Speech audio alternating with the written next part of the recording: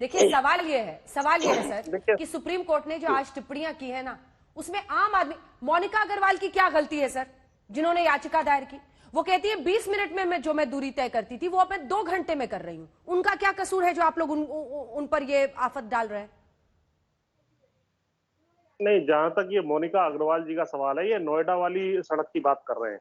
और ये नोएडा वाली जो सड़क है, ये आपके ऑफिस के 1 किलोमीटर दूर है, मतलब आपके सामने से गुजरती है और आप लोग भी रोज उसमें से गुजरते हैं। वो बंद है ही नहीं, पहली बात तो ये बंद है। क्यों है? तो मोनिका अग्रवाल की पिटीशन तो बंद नहीं है भाई, वो खुली हुई है। वो अरे आप उनकी कभी आइए पिटीशन तो इसी गाजियाबाद से ग्राउंड इधर पर दिल्ली की तरफ, इंस्ट्रक्शन हो आपको पता जाती है। चल जाएगा। या फिर 2 बीच में घंटे का बोल रहे हो जाम मेरे लगता है भाई? वहां पे। बोल, बीच में ना बोलिए प्लीज। बीच में नहीं बोल नोएडा रहा से हूँ, आप ये मैडम बोलिए भी अपनी गुजरती बात हैं, बोलिए। इनको भी मालूम है। हाँ, इनको पुष्पेंद्र जी भी बोल मालूम लीजिए, है। जो पुष्पेंद्र जी ये बोलिए। फिल्म सिटी है, इसके सामने से सड़क जा रही है, ये नोएडा की एंट्री है दिल्ली में, ये खुली हुई है और तमाम एंट्री भी खुली हुई है। दूसरी बात, जब सुप्रीम कोर्ट ने ये बात कही है कि भाई जो है, और ये जो गौरव जी बात कर रहे हैं कि साहब वहां रेप हो गया, फलाना हो गया, अरे भाई आपने किस कानून के तहत इनको पाकिस्तानी, खालिस्तानी, टुकड़े टुकड़े गैंग, गुंडे, मवाली ये सब रेप बताया? को आप फलाना किस मत कानून बोलिए, के तहत एक जो है सेकेंड। आपने ये चौधरी फलाना। पुष्पेंद्र सिंह, दिखाइए उनको मेरे साथ। सर, रेप और फलाना हो गया मत बोलिए, बहुत ही गंभीर विषय है। इस तरह से ऐसी घटना पर मत बोलिए। किसने किसको क्या बोला मायने नहीं रखता है। अगर एक महिला के खिलाफ अपराध होता है तो उसको गंभीरता और संगीनता के साथ आप उसका जिक्र कीजिए। रेप और फलाना हो गया मत बोलिए। वापस इश्यू पर आइए।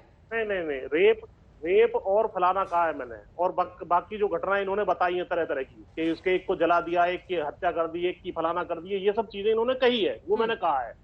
तो दूसरी बात, अब इसी तरीके से इनके अधिकारी कह रहे हैं जाके इनके सिर फोड़ दो।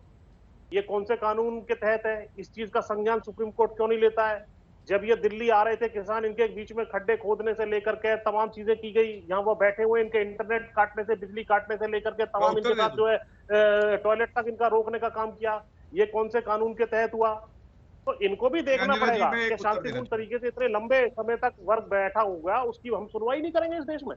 ये किस तरह का लोकतंत्र है? लोकतंत्र में आवाज को कुचलने का काम किया जा रहा है। इसका मतलब सुप्रीम कोर्ट भी ये चाहता है कि इस देश में कोई आंदोलन ही ना हो। गौरव जी, वोट दे करके नहीं 5 साल तक गौरव जी, किसी की बात कोर्ट नहीं ने सुने। आपको भी कहा है रास्ता आप ही को निकालना है। कहा हम हस्तक्षेप करेंगे तो आप कहेंगे कार्यपालिका के काम में हस्तक्षेप कर रही है अदालत। आपको कहा है रास्ता आपको निकालना है, ये आप ही के देश के किसान है। अंजना जी, इस बात को जरा ध्यान से सुनिएगा। 11 दौर जो है बातचीत हुई, 11 बार, वो रास्ता ही निकालने के लिए हुई थी। लेकिन आज ये लोग कहते हैं कि हमारा हक है, हम प्रदर्शन करेंगे। मैं 3 चीजें कहूंगा, आप सोचिएगा इस पे। दूसरे नागरिकों के हक का क्या, जो आपसे सहमत नहीं है या उस मार्ग पे जाना चाहते हैं जो आपने बंद कर रखा है? उन किसानों के हक का क्या जो मेजॉरिटी में है, जिन्होंने रिकॉर्ड उपज इस बार करी है? हमने रिकॉर्ड खरीद करी है, रिकॉर्ड भुगतान किया है। उन किसानों का क्या? और तीसरी बात, मान लीजिए किसी नागरिक के परिजन बीमार हैं और वो अस्पताल ले जाना चाहता है, एम्बुलेंस को रोक देंगे, हम सड़क बंद कर देंगे, हम किसान हैं तथाकथित। आप बताइए, उसका परिजन चला गया, उसकी जान वापस ला पाएंगे आप? इसलिए आपका हक भी बहुत जरूरी है, ये मैं मानता हूं, लेकिन दूसरे नागरिकों के हक का हनन आप नहीं कर सकते हैं। और अंत करूंगा ये बात कह के, जो मैं पहले कह रहा था, संसद में आपका भरोसा नहीं है, आपका सर्वोच्च न्यायालय में भरोसा नहीं, मोदी जी में भरोसा नहीं, मीडिया में भरोसा नहीं है, और जो कमिटी सर्वोच्च न्यायालय ने बनाई उसमें भरोसा नहीं है। आपका भरोसा है किसमें, ये तो हमें बता दीजिए।